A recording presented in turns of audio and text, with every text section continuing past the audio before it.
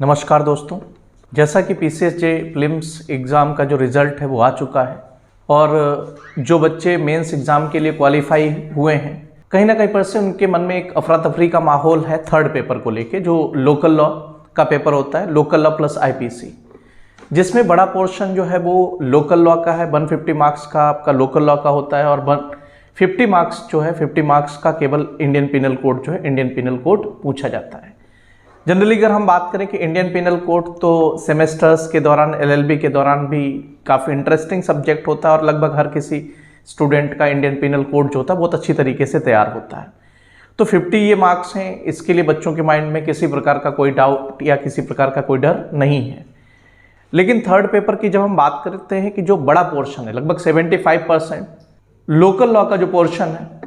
उसको लेकर के बच्चे जो हैं बहुत ही ज़्यादा परेशान रहते हैं कि लोकल लॉ जो है, लोकल लॉ किस तरीके से किया जाना चाहिए या लोकल लॉ की क्या इंपॉर्टेंस है। तो देखिए, मैं आप लोगों को बता देना चाहता हूं कि हालांकि यूपीपीसीएसजे का जो सिलेबस था वो वैसे ही अपने आप में बहुत बड़ा सिलेबस था और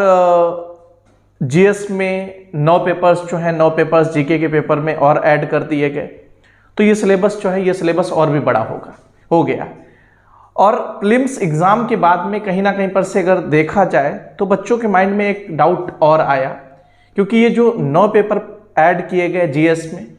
तो प्रीलिम्स एग्ज़ाम हुआ, प्रीलिम्स एग्ज़ाम के में लगभग मेरे ख्याल से शायद 9 या 10 क्वेश्चंस जो हैं, 9 पेपर जो ऐड किए गए, इनसे केवल 9 या 10 क्वेश्चंस जो हैं, 10 क्वेश्चंस ही पूछे गए। तो ऐसे में बच्चों के माइंड में एक डाउट ये भी आ गया कि क्या मेंस एग्ज़ाम में भी उसी तरीके से क्वेश्चंस पूछे जाएंगे या जो 9 पेपर ऐड हुए हैं इनमें ज़्यादा से ज़्यादा क्वेश्चन पूछे जा सकते हैं। तो देखिए, अगर जीएस की बात करें तो जीएस अभी भी पूरी तरीके से अनएक्सपेक्टेड है। हो सकता है कि 9 पेपर्स जो ऐड हुए हैं प्रीलिम्स में नहीं पूछा गया, हो सकता है मेंस में पूछे जाए वहाँ से क्वेश्चंस, और ऐसा भी हो सकता है कि जिस तरीके से एक ट्रेडिशनल पेपर बनता था उसी तरीके से पेपर इस बार का भी बने। तो कुछ कहा नहीं जा सकता है। तो कहीं ना कहीं पर से अगर हम बात करें कि जीएस वैसे ही बहुत ही बड़ा स्कोप था जीएस का, काफ़ी कुछ चीज़ें इसके अंतर्गत आती थी, और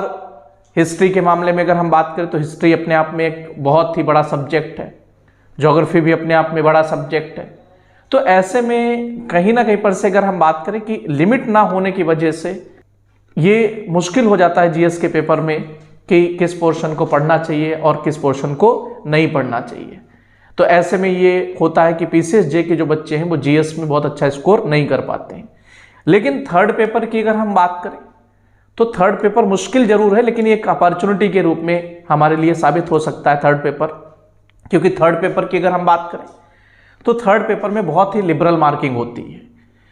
थर्ड पेपर में इंडियन पिनल कोड और लोकल लॉ की अगर हम बात करें तो 50 और 150 मार्क्स का रहता है, जिसमें से 150 मार्क्स की अगर हम बात करें तो इसी में से कंपलसरी क्वेश्चन भी, 2 कंपलसरी क्वेश्चंस भी रहते हैं।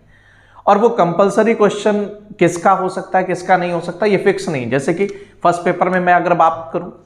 तो फर्स्ट पेपर में कॉन्स्टिट्यूशनल लॉ जो है, कॉन्स्टिट्यूशनल लॉ से पहला कंपलसरी क्वेश्चन जो होता है वो फिक्स है। दूसरा कंपलसरी क्वेश्चन फैमिली लॉ या ट्रांसफर ऑफ प्रॉपर्टी एक्ट या कॉन्ट्रैक्ट एक्ट से भी आ सकता है, ये भी फिक्स है। लेकिन थर्ड पेपर में अगर देखा जाए तो उत्तर प्रदेश पीसीएसजे एग्जाम जो हुआ था 2015 का, उसमें पहला कंपलसरी क्वेश्चन जो था वो रेंट कंट्रोल एक्ट से पूछ लिया गया था। उसके बाद में अगर हम बात करें तो चकबंदी वगैरह से पूछा गया। तो देखिए, ये भी फिक्स नहीं, इसलिए अगर हम बात करें कि थर्ड पेपर जो है, थर्ड पेपर पे हमें और भी ज़्यादा ध्यान देने की आवश्यकता है। चूंकि बच्चों के माइंड में एक डाउट ये भी है कि थर्ड पेपर बहुत मुश्किल है, इसको कवर कर पाना बहुत मुश्किल होगा क्योंकि इतना लेंदी सिलेबस है। तो मुश्किल नहीं है थर्ड पेपर, ना बोरिंग है ना मुश्किल है, चूंकि हम लोगों को सेमेस्टर्स के दौरान या हमने खुद से भी उतनी बेहतर तरीके से उन सब्जेक्ट्स को नहीं पढ़ा होता है, और जब हम पहली बार उनको पढ़ रहे होते हैं इसलिए हमें मुश्किल लगता है, जबकि मुश्किल नहीं है। याद करने वाली चीज़ें ज़्यादा हैं, उसमें कॉन्सेप्ट भी है, याद करने वाली चीज़ें ज़्यादा हैं, इसलिए हमें थर्ड पेपर जो है, थर्ड पेपर पर ज़्यादा मेहनत करने की आवश्यकता होगी। दूसरी चीज़, अगर थर्ड पेपर में थोड़ा सा भी आपको बेहतर गाइडेंस मिल जाता है तो कहीं ना कहीं पर से आपको बहुत ही ज़्यादा अच्छे नंबर मिल सकते हैं। अब बात आती है कि थर्ड पेपर और जीएस, तो कहीं ना कहीं पर से देखिए, हमने अभी आपसे बताया कि थर्ड पेपर एक अपॉर्चुनिटी के रूप में हम साबित हो सकता है, क्योंकि जीएस में ये डाउट है कि पता नहीं 9 पेपर्स जो हैं उन 9 पेपर्स से कितना क्वेश्चन पूछा जाएगा, कितना नहीं पूछा जाएगा। अब अगर एक भी क्वेश्चन पूछा जाना है तब भी बच्चे जो हैं वो 9 पेपर को प्रॉपर तरीके से पढ़ेंगे ही पढ़ेंगे। अब ऐसी स्थिति में पूछा गया या नहीं पूछा गया तो उससे कहीं ना कहीं पर से स्टूडेंट का नुकसान हो सकता है फर्स्ट जो जीएस का पेपर है। लेकिन जब हम बात करते हैं कि थर्ड पेपर, तो थर्ड पेपर से आप जीएस के पेपर को कॉम्पनसेट कर सकते हैं कि थर्ड पेपर में अगर आपको गाइडेंस मिल जाता है या आप बेहतर तरीके से कर लेते हैं तो आपका कंटेंट एक एवरेज कंटेंट होने पर भी आपको बहुत अच्छे नंबर मिलेंगे। तो थर्ड पेपर अगर देखा जाए तो आज इस समय के हिसाब से तो थर्ड पेपर हमारे लिए बहुत ही ज़्यादा इंपॉर्टेंट हो जाता है, क्योंकि जब मैं फर्स्ट पेपर की बात करता हूँ तो फर्स्ट पेपर में हार्ड मार्किंग होती है, क्योंकि सारे पेपर्स इस तरीके के पेपर्स हैं, कॉन्स्टिट्यूशनल लॉ या फैमिली लॉ हो गया, transfer of property act, contract act, ये सब बच्चे जो होते हैं वो सेमेस्टर्स में भी बहुत प्रॉपर तरीके से, बहुत अच्छी तरीके से पढ़ते हैं। और इस वजह से क्या होता है कि इन पर लगभग सभी का कमांड बहुत अच्छा होता है, और कमांड अच्छा होने के कारण सब अच्छा कंटेंट देते हैं। जब सब अच्छा कंटेंट देते हैं तो हार्ड मार्किंग में इसमें ये होता है कि बहुत अच्छे नंबर्स नहीं मिलते हैं। रही बात सेकेंड पेपर, तो प्रोसीजर भी लगभग अगर हम बात करें कि अच्छा तैयार नहीं होता है बहुत सारे लोगों का, तो प्रोसीजर में भी कहीं ना कहीं पर से फर्स्ट पेपर की कंपेयर में नंबर्स जो होते हैं वो ज़्यादा नंबर मिलते हैं। फिर हम बात करते हैं थर्ड पेपर की, तो थर्ड पेपर लगभग 80% स्टूडेंट्स ऐसे होते हैं कि जिनका बहुत अच्छा नहीं तैयार होता है, और इसमें जो थोड़ा भी अच्छा कंटेंट दे देता है तो वो बहुत ही अच्छे नंबर्स जो होते हैं, बहुत ही अच्छे नंबर्स उसको मिल जाते हैं।